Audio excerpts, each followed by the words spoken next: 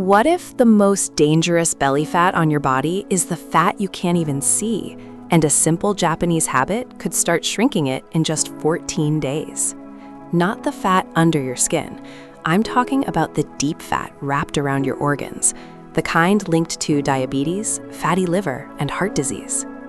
If you've been eating healthy, trying to walk more, maybe even doing ab workouts, but your waist still looks and feels the same, this video is going to explain why. Because stubborn belly fat is often not just about calories.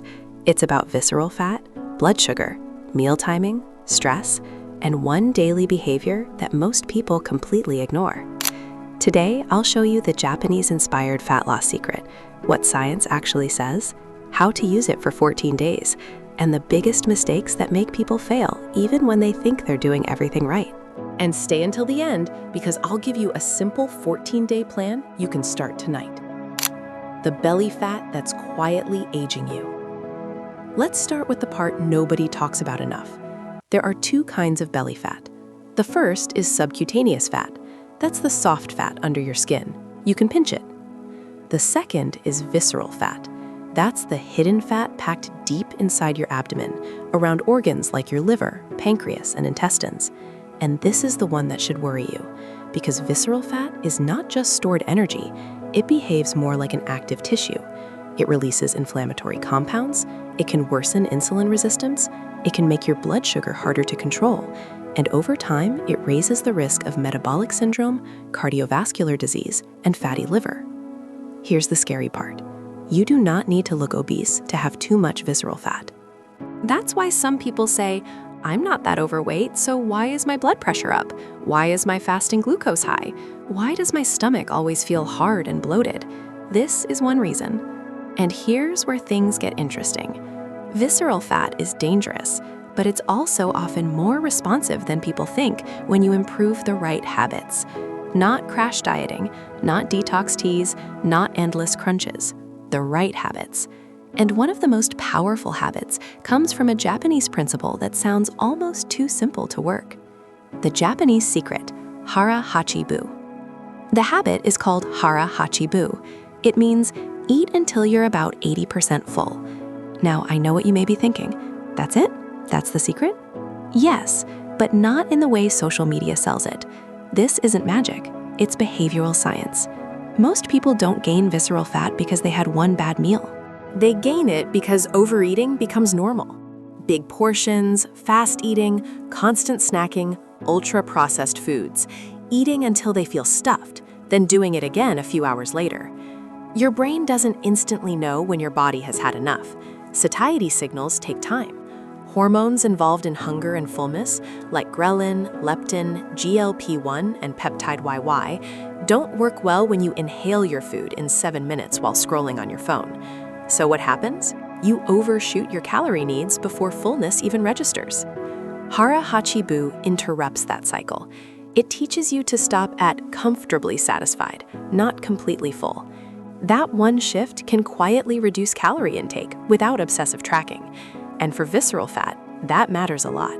Because deep belly fat is strongly influenced by chronic excess energy, poor insulin sensitivity, and frequent blood sugar spikes. But there's an important catch. If you eat 80% full on junk food, sugary drinks, and low-protein meals, results will be weak. So the real Japanese-inspired fat loss advantage is not just eating less, it's eating in a way that makes eating less feel natural. And this is where things get powerful. Why the Japanese style of eating works so well. Traditional Japanese eating patterns vary, of course, but many common features line up with modern metabolic science almost perfectly.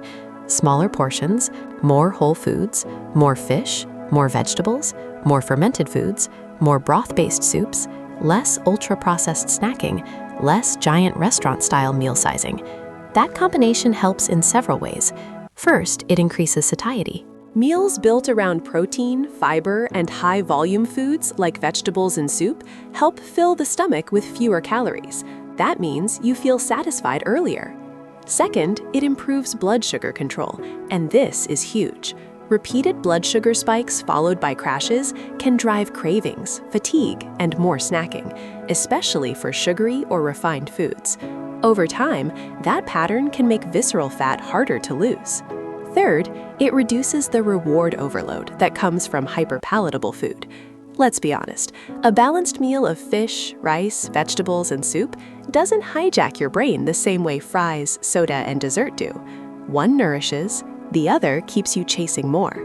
And fourth, it naturally slows eating. Soup, chopsticks, smaller portions, multiple small components. All of that can make meals slower and more mindful, which gives your body time to register fullness. And here's a surprising fact. In some studies, starting a meal with a low-calorie soup has been shown to reduce total calorie intake. Why? Because volume and warmth can increase fullness before the main course even begins.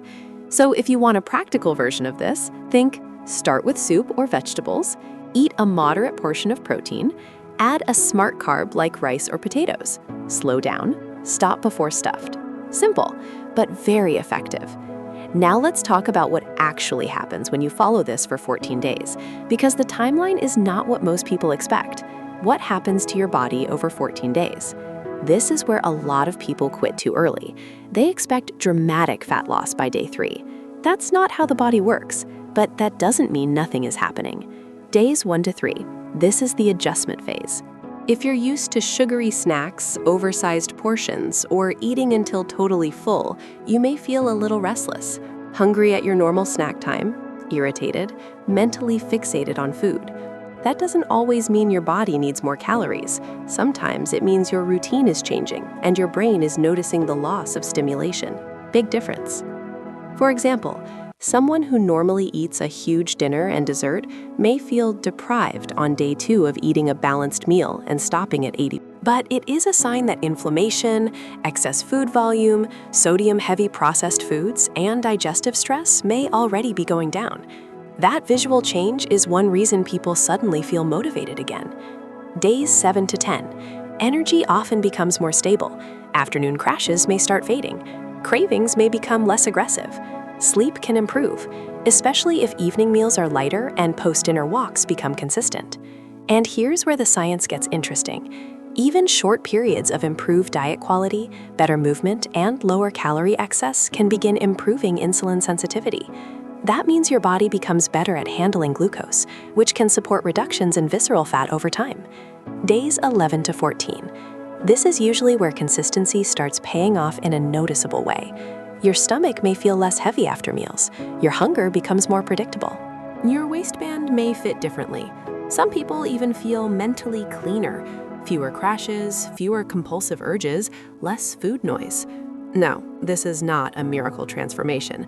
But yes, 14 days can absolutely create visible and measurable momentum.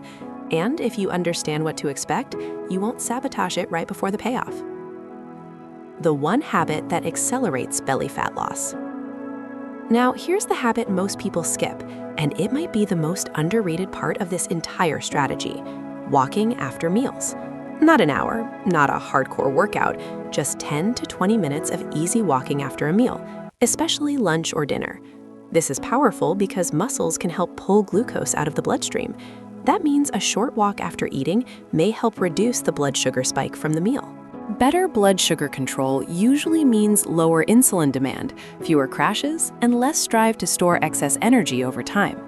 In plain English, your after-dinner walk may be doing more for belly fat than your random app workout. Let that sink in. A lot of people think fat loss only counts if they're sweating, suffering, or doing something intense. But for visceral fat, consistency often beats intensity. A walk after dinner, every day, for 2 weeks. That is realistic, that is sustainable, and that is the kind of habit that changes waistlines. Here's a simple visual. Imagine 2 people eating the same dinner. One sits on the couch immediately after, keeps snacking, and goes to bed full. The other stops at 80% full, walks for 15 minutes, and lets blood sugar settle more efficiently. Over time, who do you think has the better metabolic outcome? Exactly. And wait until you hear the mistake people make with healthy foods, because it's one of the biggest reasons they don't see results. The biggest mistakes that stop results. Mistake number 1, overeating healthy food. This is so common. People switch to rice bowls, smoothies, nuts, avocado toast, sushi, granola, and dried fruit, all foods that can absolutely fit into a healthy diet, but they still eat too much. And visceral fat does not care whether excess calories came from junk food or clean eating. Healthy food still has energy. That's why portion awareness matters. Mistake number 2, cutting too hard, too fast. Some people hear belly fat and instantly go extreme. No carbs, no fruit, no rice, tiny meals, constant hunger. That usually leads to cravings, irritability, and rebound eating. The goal is not punishment. The goal is control. Japanese-style eating is not starvation. It's structure. It's moderation. It's eating enough to feel well, but not so much that every meal becomes a calorie avalanche. Mistake number 3, not enough protein. If your meals are mostly noodles, bread, crackers, cereal, or fruit, you will likely be hungry again fast. Protein helps preserve muscle while dieting and keeps you fuller longer. That means fewer cravings, less snacking, and a much easier time staying consistent. Mistake number 4, liquid calories. Sugary coffee drinks, juice, soda, alcohol, healthy smoothies loaded with nut butter, honey, and juice. These can quietly destroy your deficit. People obsess over rice and completely ignore the 300-calorie drink in their hand. Mistake number 5, chasing spot reduction. Ab workouts can strengthen your core. They do not selectively burn visceral fat. You cannot crunch your way out of metabolic dysfunction. If your lifestyle is creating blood sugar chaos, poor sleep, overeating, and inactivity, your belly fat problem is not an ab problem. It's a system problem, and systems need a better plan. So let's build one. The simple 14-day Japanese-inspired plan. Here's your practical reset. For the next 14 days, follow these 5 rules. Rule 1, eat until 80. Dinner is the easiest place to start. Rule 5, remove the obvious belly fat accelerators, sugary drinks, late-night snacking, mindless eating while distracted, desserts every day, massive takeout portions. Now here's a sample day. Breakfast, eggs, fruit, green tea.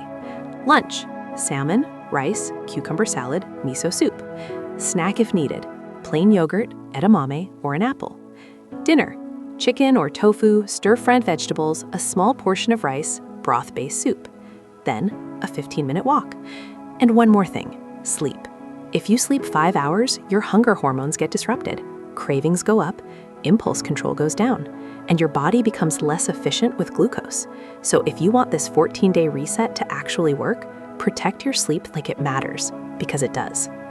What results you can realistically expect? Let's stay honest. Can you lose some visceral fat in 14 days? Yes, especially if you're coming from a lifestyle of overeating, low activity, high sugar intake, and poor meal structure. Can you completely transform your body in 2 weeks?